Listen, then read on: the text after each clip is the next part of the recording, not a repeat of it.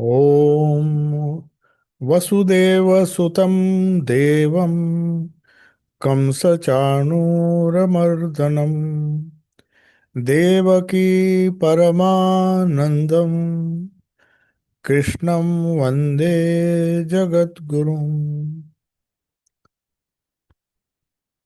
So today we'll be discussing a new chapter, the 14th chapter of Bhagavad Gita, which is a very important chapter because it deals with our nature, human nature. How the three gunas are the three qualities, three basic characteristics. They are not exactly qualities. Our qualities are a result of the various permutations and combinations which take place as a result of these gunas. So, our physical characteristics, our mental characteristics, and including our spiritual inclinations, they all depend on three gunas: sattva, rajas, and tamas. So we'll see what these gunas are and what role do they play in our day-to-day life. So Gunatraya Vibhaga Yoga, that is the name of this chapter. Gunatraya, Traya means three. Three gunas which are which are defined as sattva, that is the best of among the three. Then rajas, which decides how active we are. Rajasic or rajas is a guna which defines our activity.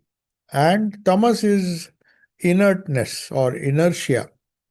So laziness or even destruction comes under a destructive nature. A mind which is always either lazy or maybe inert, or it is destructive in nature.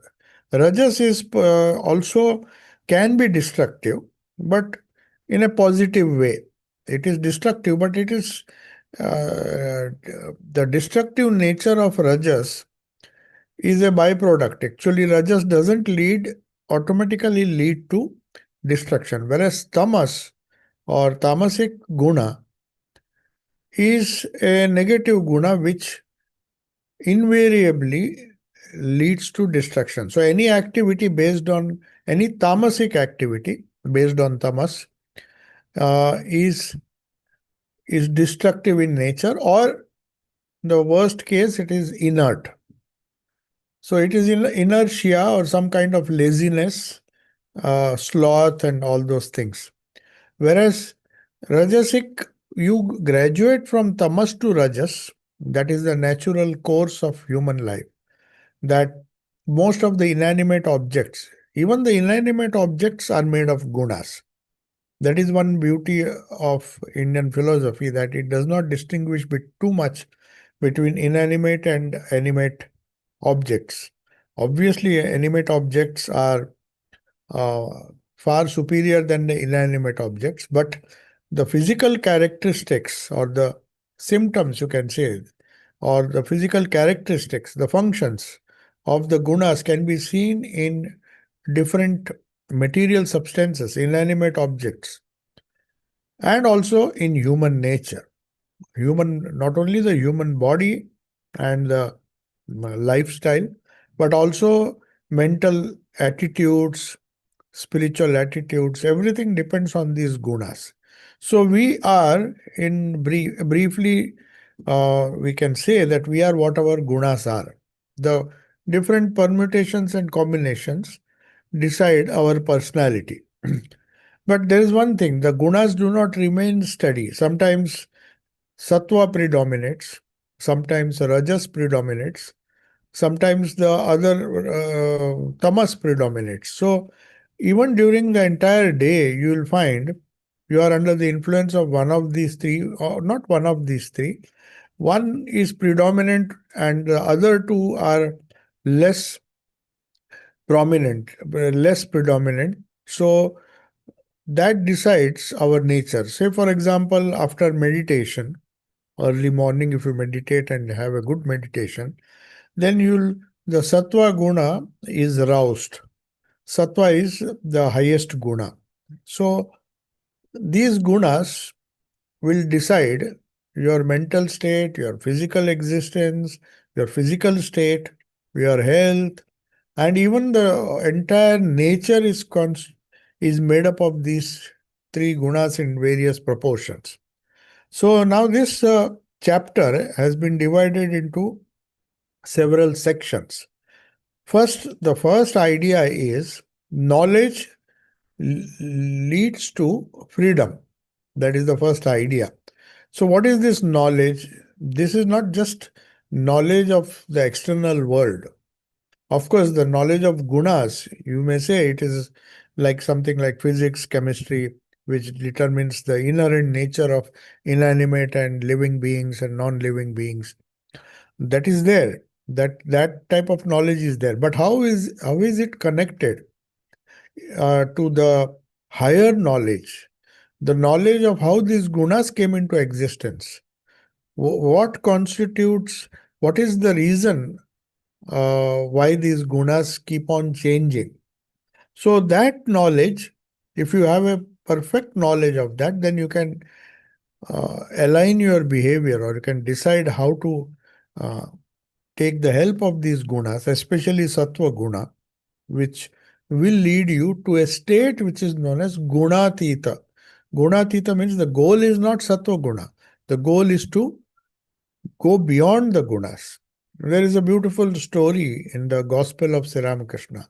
You see, these ideas are so difficult to understand, but Sri Ramakrishna, that's why I say, without reading the Gospel of Sri Ramakrishna and the great master, all this Vedanta philosophy can be very difficult to understand, and we cannot understand its practical implications. So, Sri Ramakrishna used lot of uh, used to parables and other things to explain. So there is a wonderful story. I think it's a very original story. You cannot trace it to any scripture or any, because the scriptures are also full of stories. Our Upanishads, the way they convey certain ideas, the highest ideas, through examples, they convey certain things figuratively, or they'll give some example. But here, this example seems to be Sri Ramakrishna's own example. So he is trying to explain why how the three gunas function, and why one has to even transcend the sattvic guna. Sattva is no doubt desirable without graduating from tamas to rajas, and rajas predominantly. Of course, no person will be 100% sattvic or 100% rajasic or 100% tamasic. Even if tamas predominates, there will be other gunas in various proportions, which will decide one's personality and the spiritual inclination also. So it is very essential that one has to become sattvic. But sattva also binds. Just gunas means actually, literally, the Sanskrit meaning, there's another meaning uh, of this word guna. Guna is, one is quality. Another meaning of guna is rope. So rope is also known as guna. So rope is that which binds. So in a sense, gunas bind you. Even sattva binds you, rajas binds you a little more, and tamas binds you totally. So that is why you find these three gunas uh, having a very big impact on our lives, our day-to-day life. So how they lead to the very process of our birth is depending on these gunas. A combination of these gunas gives rise to birth. These gunas decide our past lives, or the gunas of our past life, past samskara, the inherent tendencies, gunas that we had, predominant gunas, they will decide, in fact, the type of birth, the place and the time of your birth, everything is decided. The process of birth, everything is decided by these gunas. So if, see, for example, if one is uh, was very tamasic in his previous life, he'll be obviously born in a very uh, sort of, I mean, family where there'll be lack of knowledge, there'll be maybe in a criminal's family with a criminal background, a totally destructive person. So that depends. The process of birth also is determined by our gunas. So one has to cultivate, at least to ensure that our life is, though sattva also binds. So by good qualities, the good things are, though they are desirable, they are better than rajasic and tamasic qualities. But as this story illustrates, Sri Ramakrishna gives a beautiful story, tells a beautiful story in the gospel. So there he shows why we should even transcend sattva and become gunatita. Gunatita means to go beyond the control of gunas. That is, not to be bound by these ropes. The rope of tamas, which is very hard to loosen. Rajas also binds, but to a lesser extent. And sattva binds still to a lesser extent. And then finally, even that binds. So you have to get rid of three gunas, and the definition of the last portion of this, how to transcend these gunas, is the fourth part. The symptoms. First is the knowledge of these gunas will lead you to freedom. Because if you know how the rope ties, is binding you, then you can find out a solution how to untie that rope. First, we should know how the knots have been binding us. Then, how it has given rise to certain characteristics with which we are born. We can't blame anyone for that. We can't blame our parents. We are born because the gunas which we had cultivated have decided our birth. Then what are the functions of the gunas? That is the third part. Then what are the symptoms? So there are different symptoms you can see. How can you decide whether a person is rajasic, tamasic, or sattvic? That you'll have to decide by his characteristics, by his behavior, by his. So these symptoms will be described. And the person who has the knowledge of these gunas, gunatraya, how the three gunas impact him and his mind, will finally be liberated because he knows how to untie the ropes. And what is the definition or what is the characteristic of one who has transcended the gunas? So we had a disciple of Sri Ramakrishna whose name was Trigunatitananda. So that means one who derives immense joy or bliss as a result of transcending the bondage of the three gunas. So three guna atita means beyond. So let us see now the different verses and Gunatraya Vibhaga Yoga. So the story, now coming back to the story, why the three gunas bind. It will be there discussed later also, because the binding nature of gunas also will be part of this chapter. But let us begin with that story. Sri Ramakrishna said one rich merchant was passing through a jungle. He had a lot of valuable things. So naturally that he was afraid. Uh, and he knew there were a lot of robbers in that area.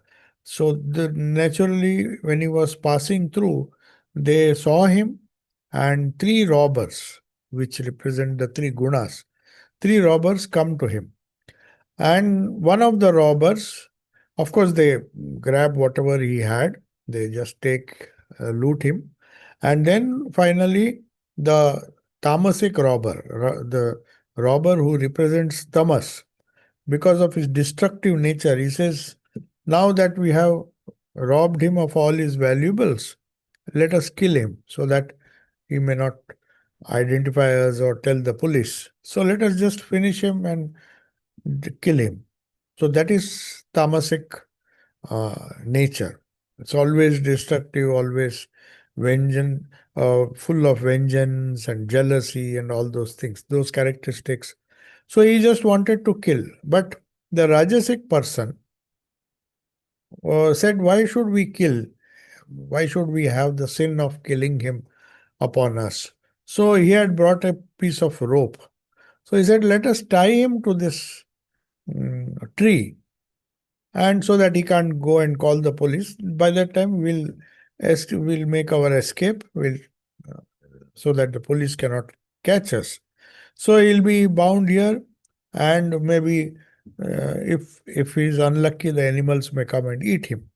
So that was the Rajasic robber, a robber who was Rajasic in nature. But after that, all the three started moving. Then the last robber, who was a bit sattvic, he thought, we have already taken whatever all the valuables that he had. So what's the point in killing that poor fellow? He'll die. Perhaps any wild animals will definitely kill him. So he goes back and just unties the rope, and he takes him. He says, okay, now you're almost lost here, so I'll show you the way. And he shows the way to his village, because they knew which village. He said, this way, if you go, you will reach the village. Then that rich merchant was very happy, and he said, why don't you come to my home? I'll feed you nicely. He was very grateful to this person, robber. But he said, no, I can't go there. It is beyond, I cannot go there because I'll be caught. Whatever it may be, I may be sattvic, but still, I have to be careful. So you go. I am not, it is prohibited for me to uh, go to that place, to your place. So that shows that even sattva binds. He binds, he is the one who can release you, can help to release you, but at the same time, he cannot accompany you to a life of freedom. So for somebody who is bound by sattva, by tamas, rajas, and sattva, the bondage of sattva may be less, it may be easy to remove, but at the same time, that bondage has to be removed if one has to transcend the gunas.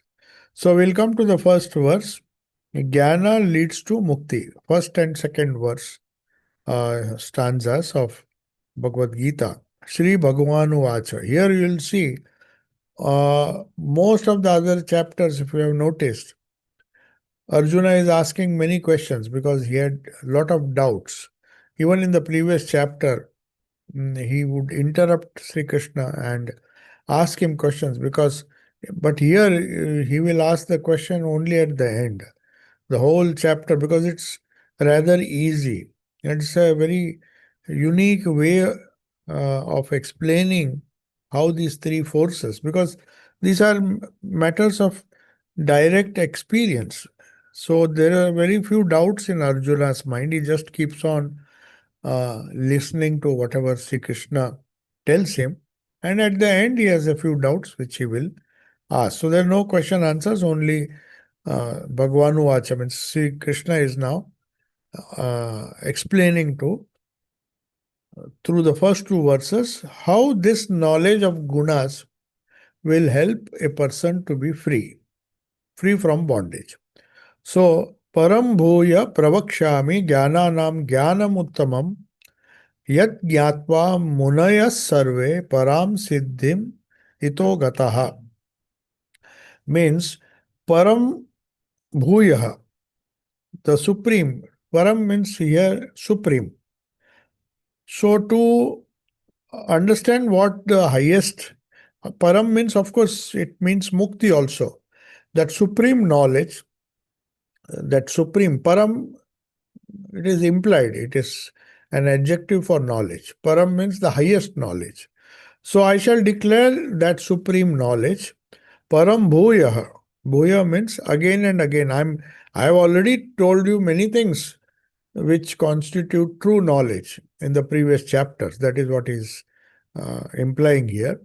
That the 13 chapters, there were so many occasions where I have explained what is the value of true knowledge, the highest knowledge in spiritual life. But again, I am bhuya means again.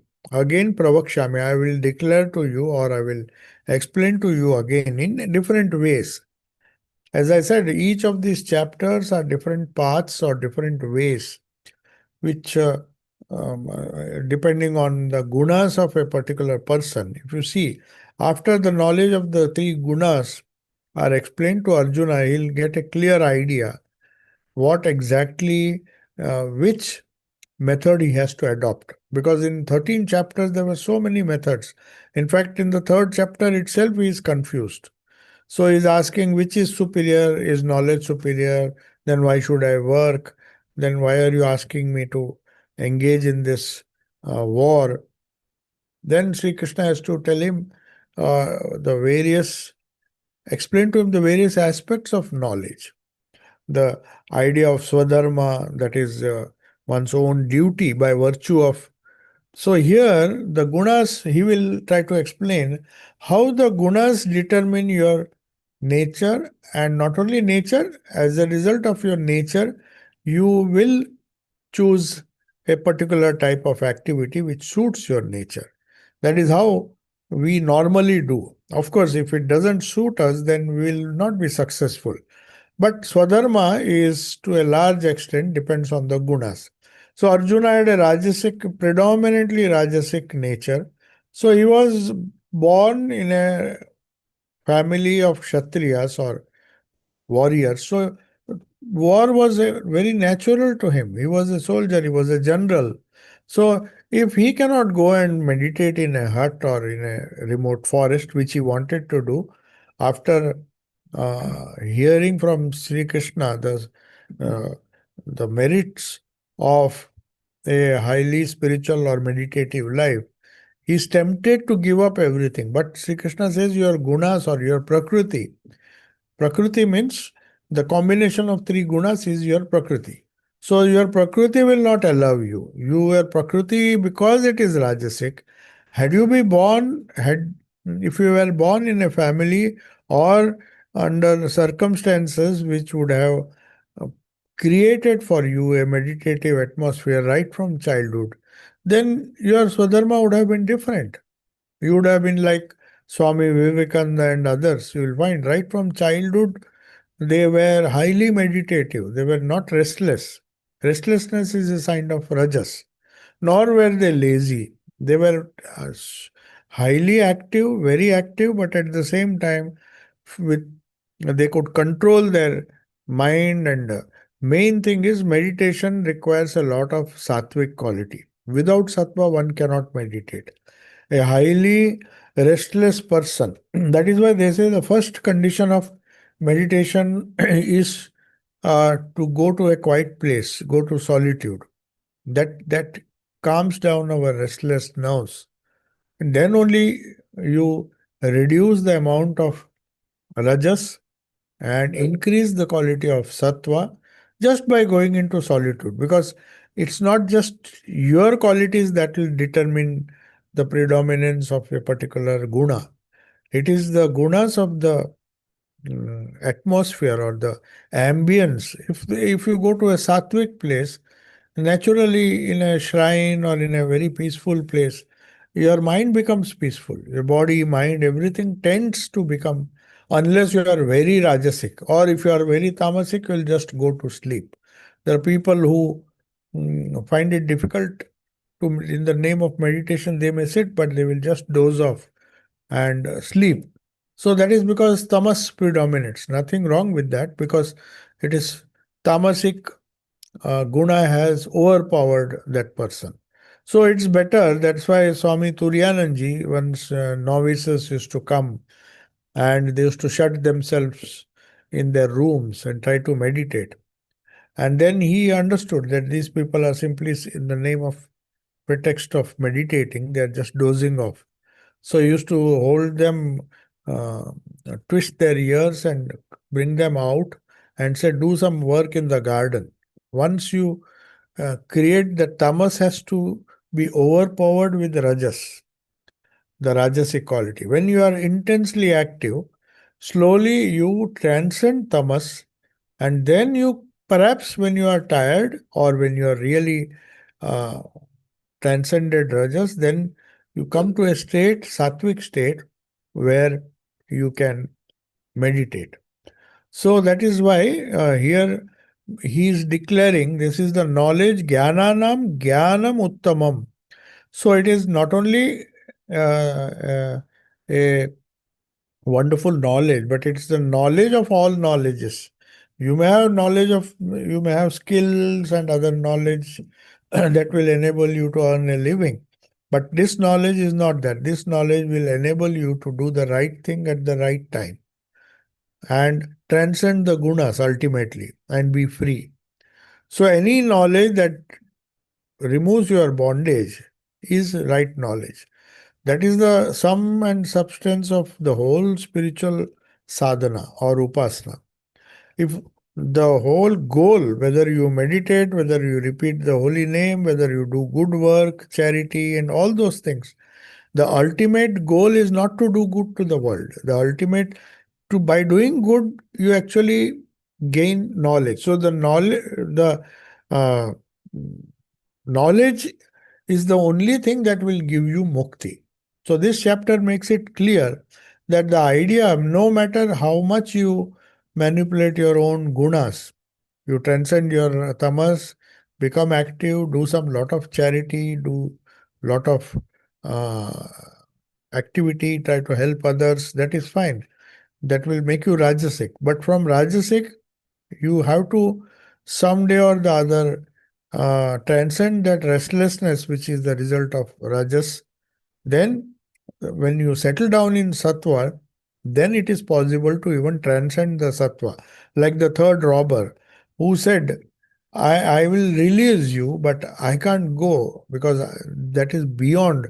Mukti is beyond the scope of uh, uh, my influence, sattva's influence. It is beyond that. Even joy, we'll discuss that. So this knowledge of how to handle these three gunas, having known that yad gyatva munaya means muni means one who is meditative. Munaya means sages who are sages need not be just rishis, they can be any person who is silent, who can keep quiet and who can meditate is a muni. So Muni is a general word that is used. Munaya means sages. They go after this. Survey, all. Param Siddhim, they attain perfection. Itaha, after this life is over. I mean, that means before death they attain to this supreme knowledge. And that is, they become free while they are still alive.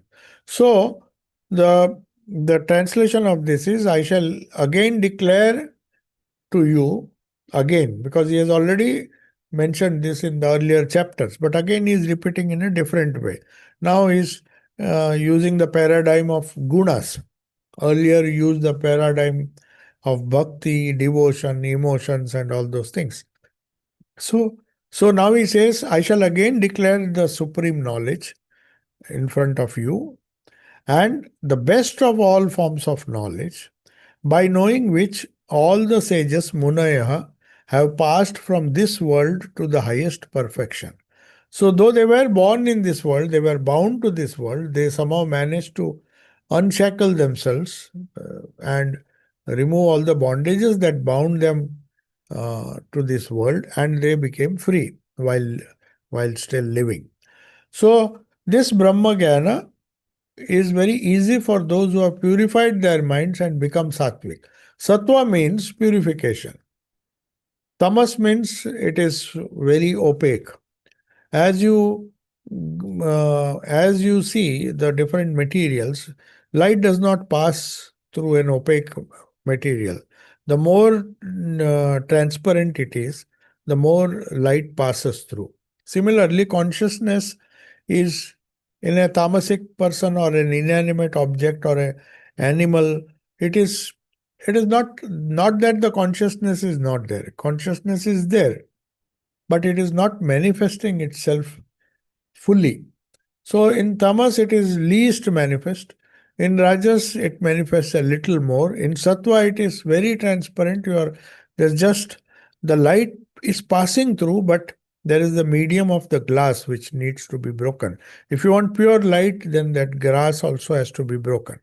So that makes one perfect. So when Brahmagyanis, whatever defects they may be born with, physical, mental, by sadhana, by upasana, they can get rid of that.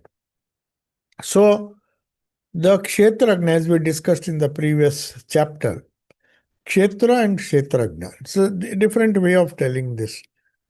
Kshetra means the field. Field means the field of action, which is made of these three gunas, where we are bound.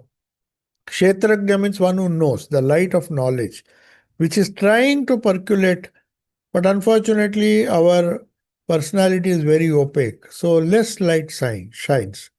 As we become sattvic, as we purify ourselves, the light passes more and more through the transparent material medium. So self-knowledge has to be explained. Self-knowledge or jnanam, or the knowledge which one achieves.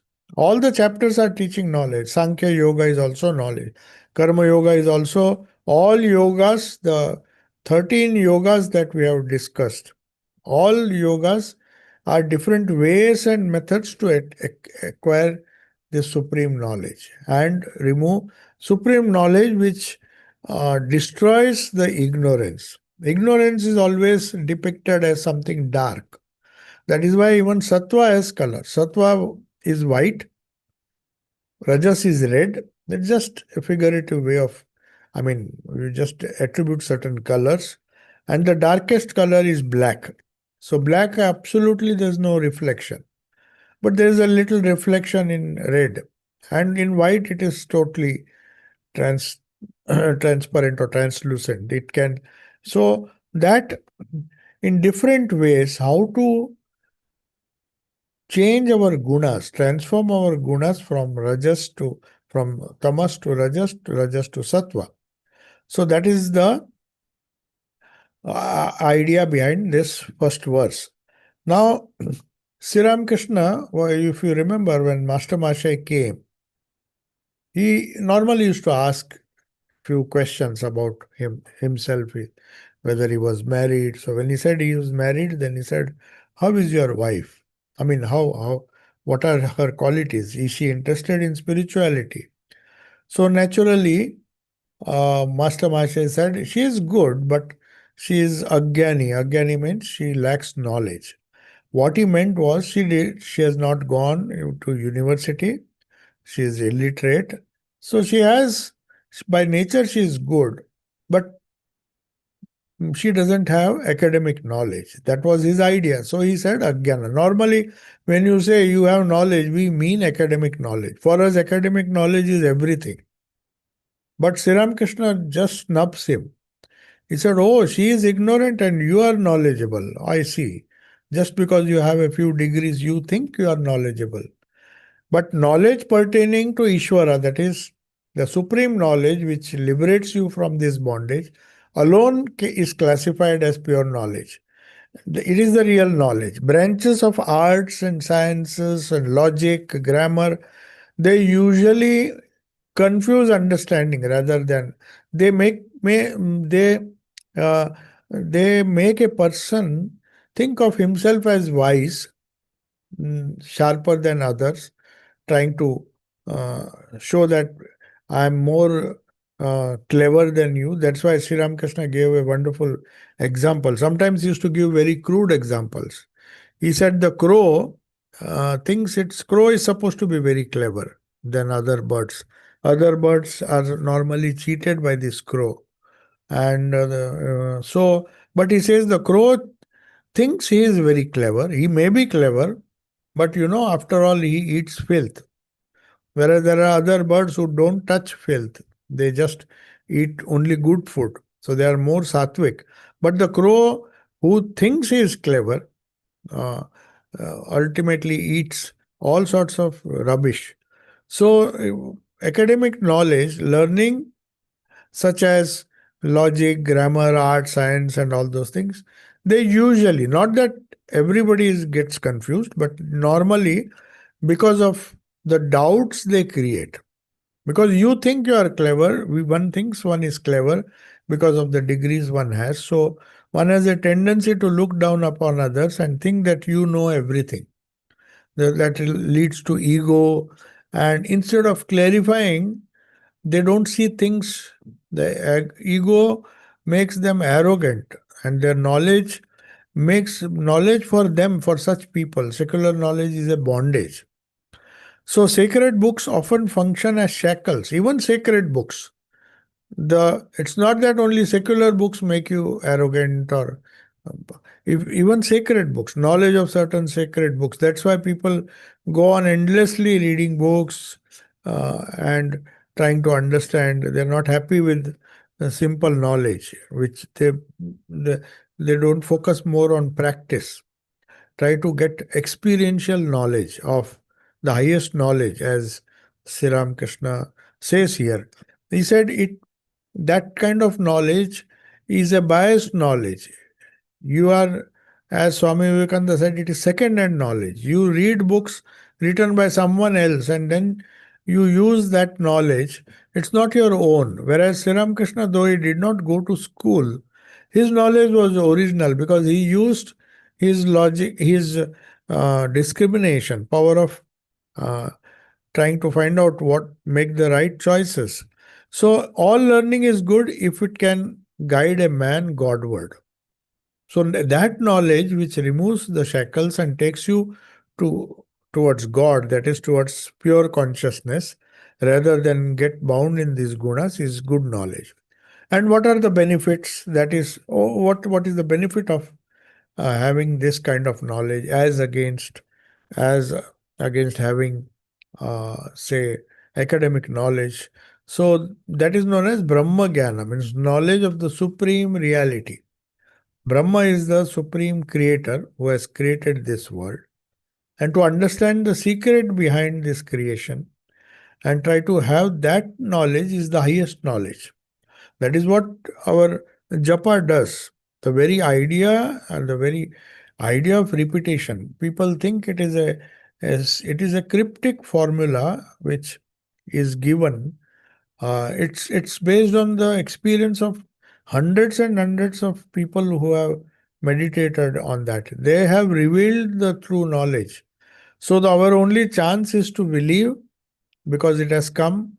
It is a time-tested, authentic uh, sound symbol, which is known as mantra, or which is knowledge which is condensed in a few words.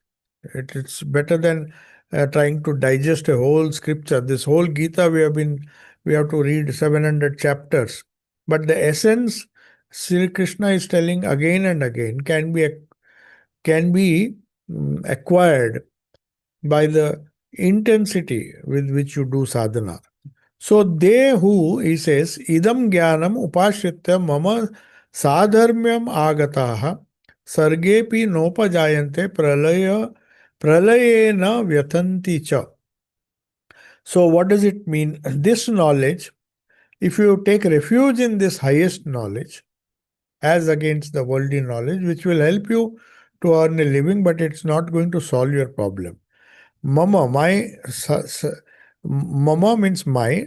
Sadharmyam, unity. Sadharmyam means you become one with the Creator, one with God, one with Ishvara.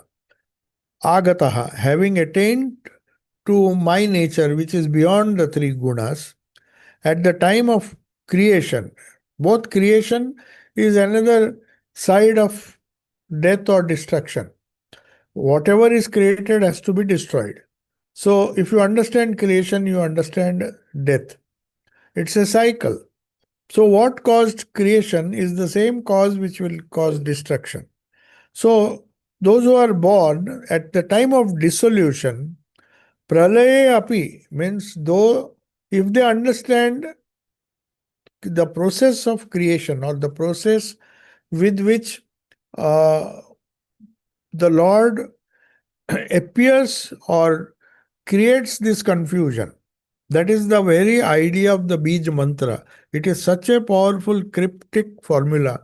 I was the other day reading a book by John Woodruff, who was one of the first Westerners to write a book on the sound, Bija.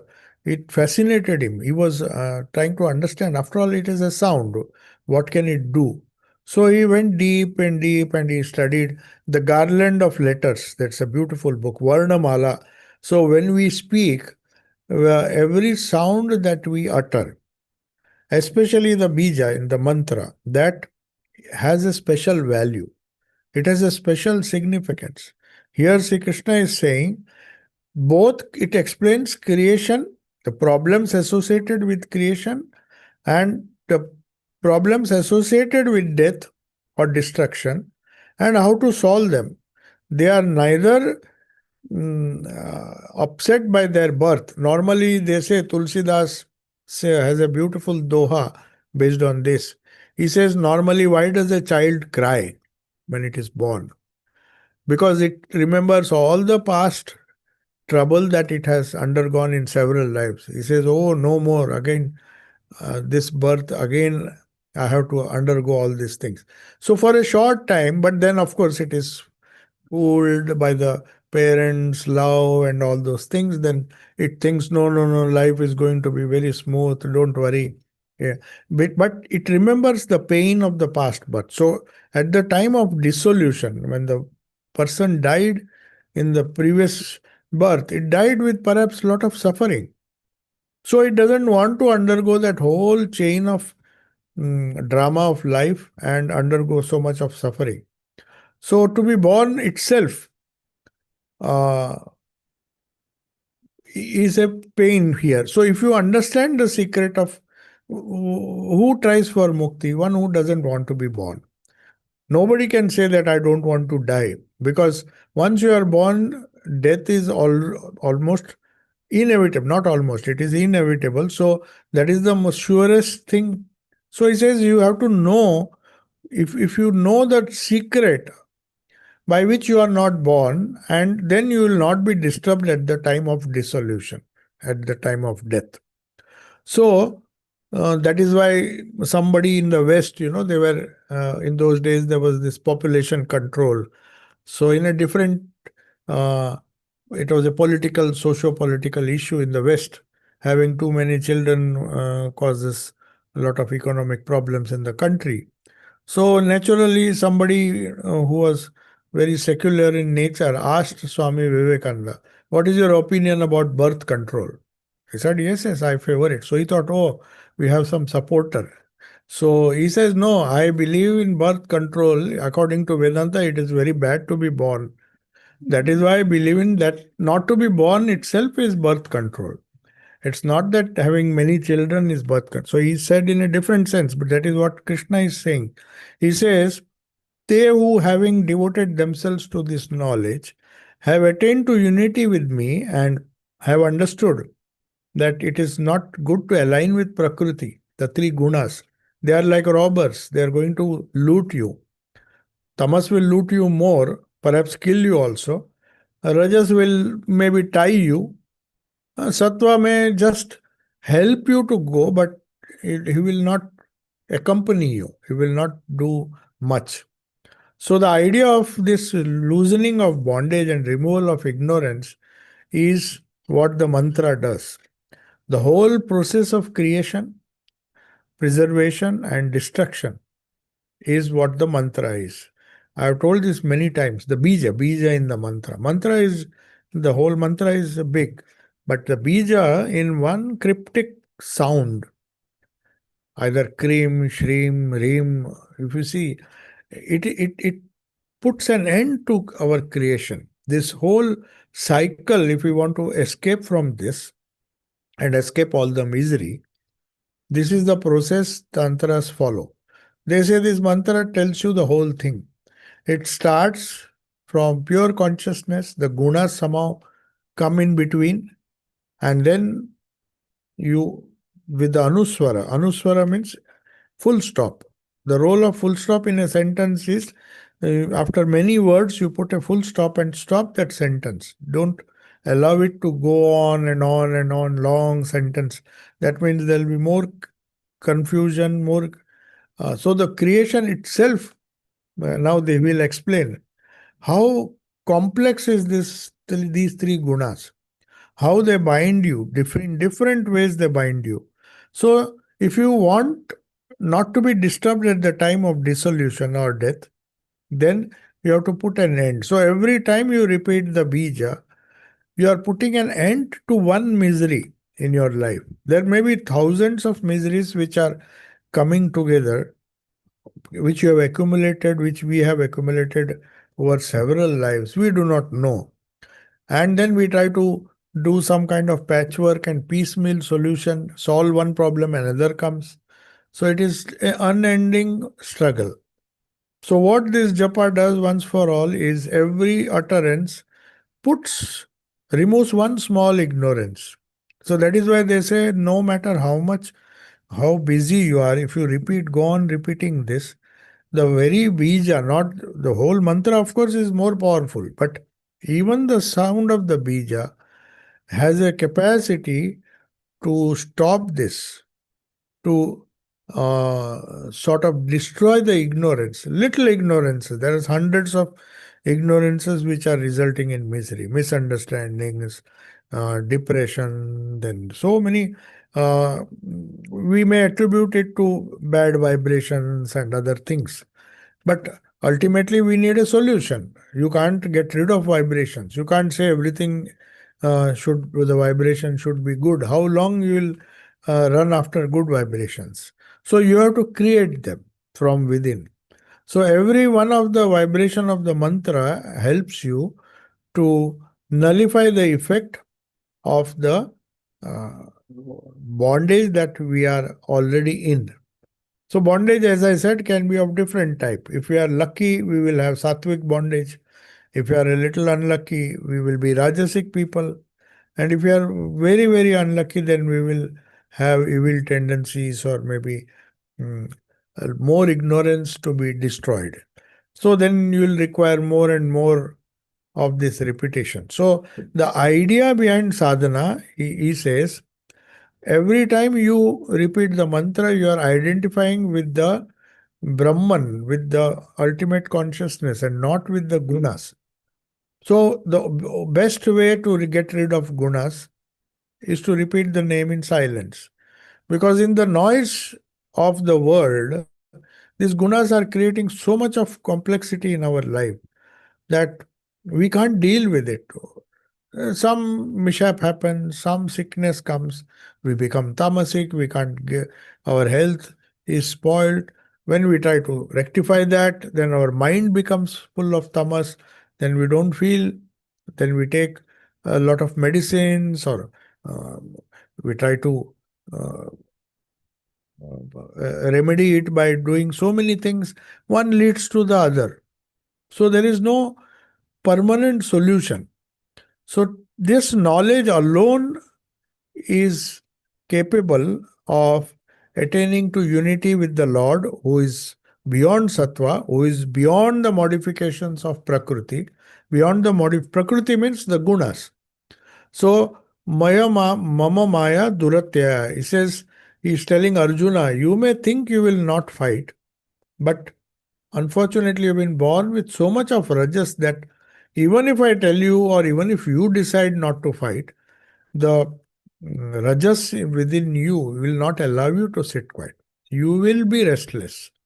So, this transmigration is a result of the gunas that we have accumulated in our past life. That's why Sri Ramakrishna gives a beautiful example.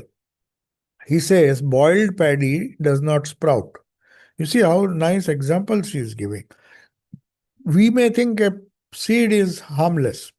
Our samskaras are harmless, but they will sprout. So one has to destroy it. The only way to destroy that is through the Bija mantra. Bija mantra is burns that. So boiled paddy, if you boil the whole boiled rice with the husk on that, then no matter once it is boiled, you can't uh, sprout. It will not sprout when it is planted and sowed in the field. The unboiled grain keeps on propagating. So that is why you have to burn it. The man bathed in the fire of Brahma Jnana, that is knowledge, is no more troubled with births and deaths.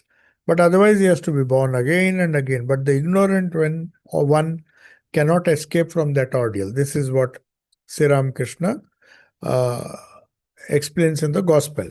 Now, we come to another question. Of course, Arjuna is not asking this question, but Sri Krishna anticipates this question and tells him, how did the cycle of birth come about? Means, why are we in this cycle at all? If we had decided, or if we just decide once for all that we want to be free, why do we again and again come and don't seem to uh, be tired of this play?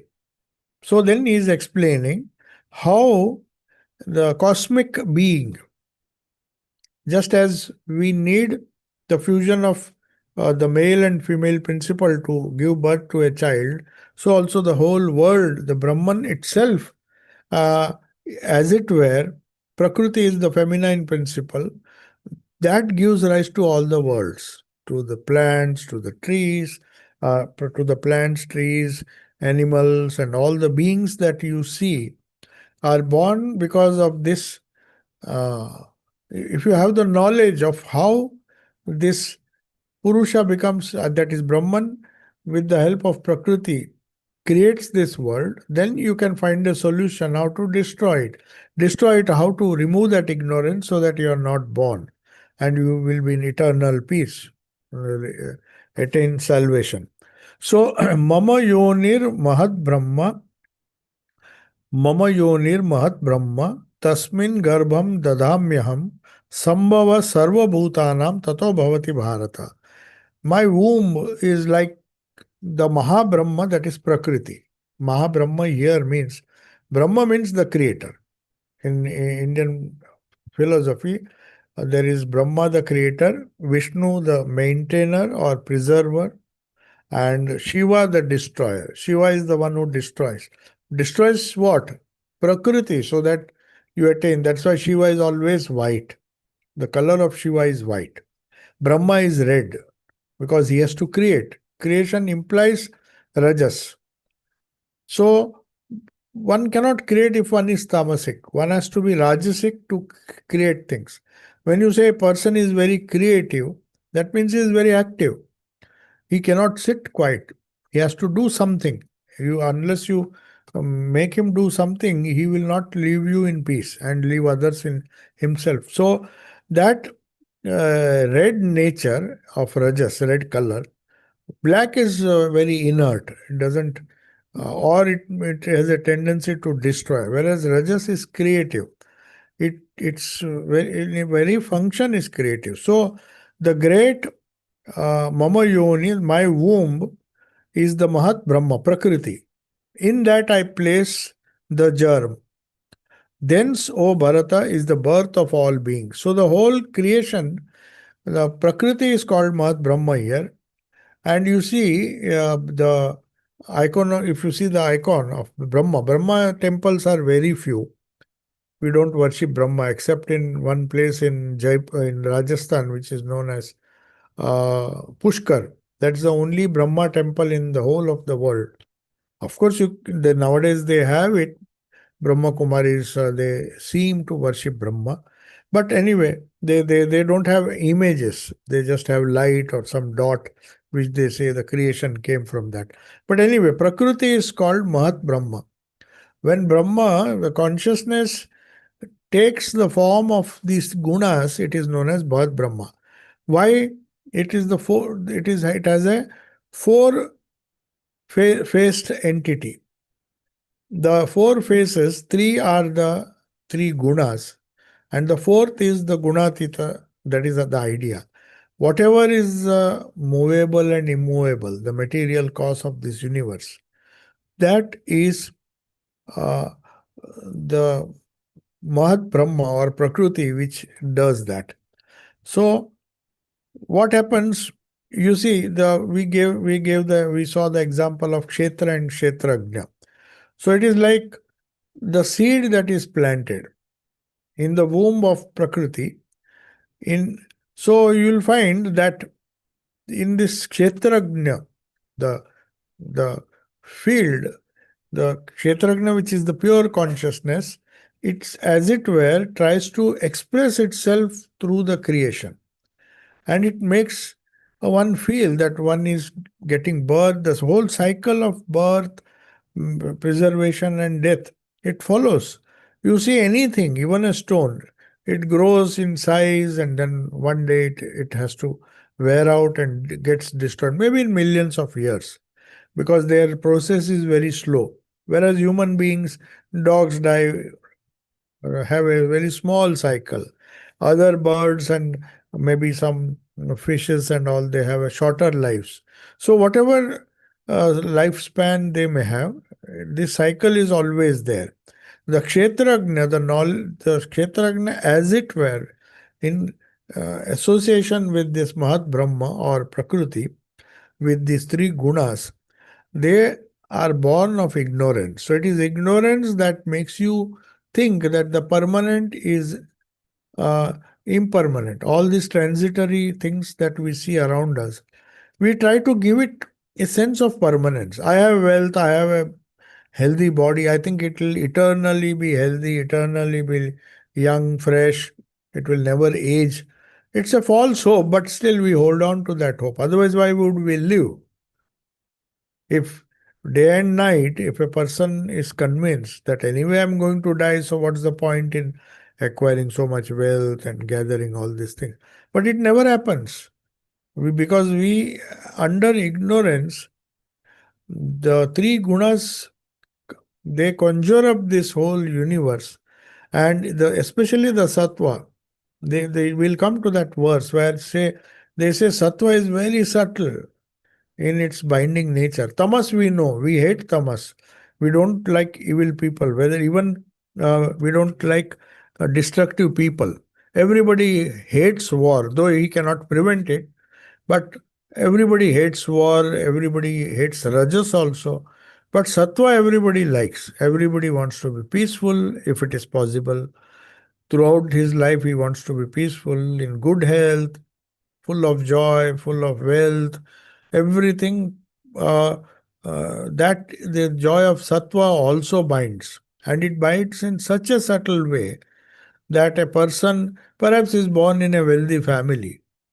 So he doesn't have to bother about earning money. So that sattvic, he can afford to be sattvic. He doesn't have to work and he doesn't have to do anything. And he perhaps thinks this joy is going to last eternally, not knowing that one day the old age and other things will catch up. He may fall sick, so money is not going to save, property is not going to save him. But still, the ignorance, this different desires which are born of ignorance, will make him feel temporary sort of. He'll be relaxed. He'll be full of. He thinks life is full of joy. Everything is smooth, moonshine. Everything is fine. But unfortunately, when the rajas and tamas, someday or the other, they will prop up their heads. One will not be sattvic for long. Sattva gives joy, no doubt. And you get a feeling that I am uh, in charge of my whole life. I Because there are some people who are born with a silver spoon in their mouth. Perhaps they think that everything, because it is going well for them, it will be eternally so. But the very nature of Prakriti, he says, Sri Krishna says, next stanza very clearly clarifies this. This limiting adjuncts that is known as upadhis. Somehow they will create bondage. They may create a very subtle type of bondage, luring you to giving you some pleasure so that you think, oh, I'll be always full of pleasure and joy, whatever little joy I get because I've inherited some money or inherited a lot of wealth and other things. But how long it is going to last? Sarva yonishu kaunteya murtaya sambhavanti yaha tasam brahma mahadyoni aham bija pradapita. Whatever forms are produced, O Arjuna, O Kaunteya, in whichever, whether it's an animal, dog, or a creature, or an insect, the great Brahma, that Prakriti is the womb. and it is by I am the seed giving father. So that is what the function of the Supreme Brahman or consciousness is, try to percolate through this Prakriti and enact a drama with these three gunas, and then become miserable. And when the cycle ends, when destruction is near, somehow find a way to get released from this bondage. So we bind ourselves first and then try to get rid of bondage. So what are the functions now? We'll come to that. Oh, we are already running short of time. The next 5 verses will show how sattva binds, how rajas binds. It starts with sattva, rajas, and tamas. So how do these three qualities, ropes, or guna means ropes, three different types of ropes in different proportion or different strengths, they bind you. Some bind less, some bind you more, some bind you totally. So how these things happen and how a human personality acquires its nature. That's why in Indian languages, we don't have a separate word for nature. We call it Prakriti. What is your Prakriti means? What are the constituents of the gunas which are part of Prakriti that define you? Are you full of joy? If you are sattvic, you are full of joy. Uh, if you are very active and very restless, then you are rajasic. And if you are very dull, inert, and destructive in nature, perhaps the tamas guna predominates. So, sattva, rajas, and tamas, these three gunas, according to uh, the permutation and combination, different combinations, it determine the characteristics of a person. So, are there any questions? Any question? Yeah. Yeah. So the combination of your gunas that defines the person is dynamic. It can change with time. Yeah, it can It change. can get more sattvic or more tamasic. Yeah. So one shouldn't be taking for granted a very sattvic. Oh, no. It can go back. Yeah. On a day-to-day or moment-by-moment basis, it can change. It never remains the same. It's in a state of a very high flux. So a person may be very depressed, and within 5-10 minutes, if he just has a good meditation, he may change totally. So sattva is there everywhere.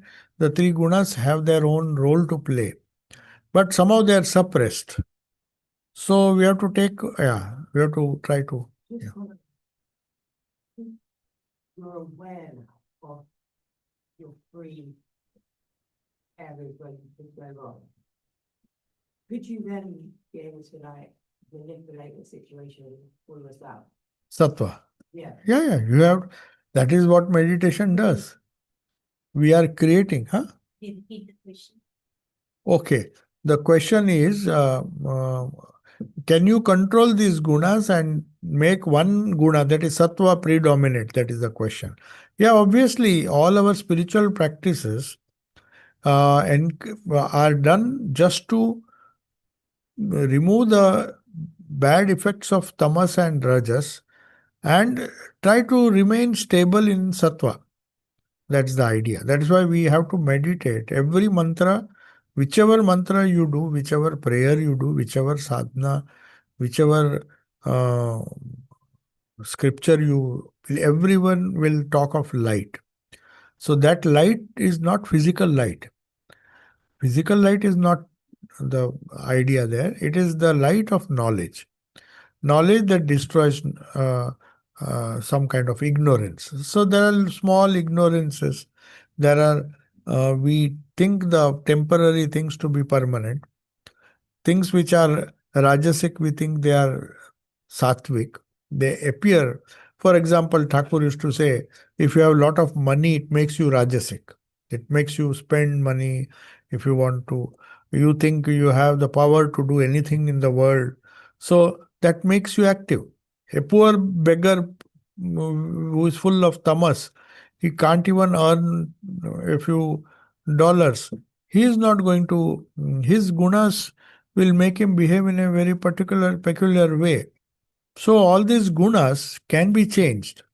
You earn money, you become rajasic. You earn money, you or do some intense activity, or try to energize yourself by eating good food and do some exercises. Then you become rajasic. But at the same time, if you are tired with rajas and it doesn't give you happiness, it makes you more restless, then you need to balance your personality. You need a little bit of sattva also. So that sattva is the only way you can develop that sattva is through spiritual practice. Spiritual practices will first convert your tamas and rajas into sattva, and then allow you to, and then motivate you to uh, transcend them, the gunas, because ultimately even sattva has to be transcended. Otherwise, you will be under the impression, I am fine, I am happy, but suddenly the rajas and tamas will prop their heads, they'll come and bring you down. So it can be changed. It can be changed, yeah. Will will just doing the sadhana or spiritual practice will ensure that we If it is done properly, yes, yes. Not necessarily only japa, there are many ways. The karma yoga also you can do, doing some helping somebody uh, without any thought of return or some gratitude. You just go on helping. That also can be a sadhana. Or speaking some good words. Karma is not necessarily helping by giving some money or doing some work for them. Even speaking some nice words can lead to joy, and that will change you also. That's why they say before sadhana we do prayer. We pray for the welfare of all beings wherever they are. No matter how sad people are anywhere in the world, we try to uh, shower, or maybe try to pray for the welfare of all. So by giving others joy, we become joyful inside. That's the idea. But japa is good because it has an intrinsic power which is packed in the mantra, which can destroy the ignorance. So with faith it will be faster. Without faith also, if you do the very nature, it's like if you willingly jump into the water, you will be wet. But if somebody pushes you also, you will be wet. Isn't it? You don't. So you don't believe in the efficacy. Sometimes people don't have faith. So it doesn't matter. One has to just persistently go on doing and hope that one by one, every repetition removes one. One that is definitely there. If you read John Woodruff's, uh, the idea behind Tantra was for a person who has absolutely no faith, what will he do? He doesn't have devotion. He doesn't believe in anything. So for them, these tantras were given, this mantra, you just repeat. Then it will have its own cleansing and the very inherent nature, because it is a time-tested formula. It is like uh, applying some disinfectant to a wound. You don't know how it works, but it works. Something like that. Yeah. Any question? So Yeah. for someone who's transcended the three gunas, Yeah. what is he or she like? Oh, that will come in the last verse. Just have patience. Because there, no, first is first. Yeah. Because first you have to know how to deal with the gunas. Transcending will come only when you are established in sattva. He will explain. See, Gunatita is like Sthita Prajna. Second chapter, Arjuna had the same doubt. How do I recognize a person who is Sthita Prajna? Sthita Prajna is Gunatita. It is the same. So different words he is using. different paradigms to express the same truth. One who is aligned with the eternal God or eternal consciousness reality, he will have the same behavior. The Gunatita will be like a Sthita Prajna. Sthita Prajna means one whose prajna or consciousness is steady. It does not fluctuate. Fluctuation is because of the gunas, not because of if a dark opaque lens comes, the light will be dark. If you bring a transparent glass, then the light will be more. So it's not the fault of the light. The opacity of the material is not allowing it. So our gunas, more tamas means we feel depressed. Actually, the consciousness is same. It is not changed. But very little comes out. That is why you see the expression of dullness or maybe anger and all those things come. Sattvic guna is no matter what happens, he is always peaceful, always smiling. So that is only possible if one is sattvic. Because the light is always shining because it is transparent. The glass is transparent. Maybe not the entire light. Sattva still has to be purified so that 100% light comes through. But little opacity will be there because of the mixture of gunas. Yeah. Okay. Om Shanti Shakti Shanti Hari Om Tat Sat Sri Ramakrishna Arpanamastu.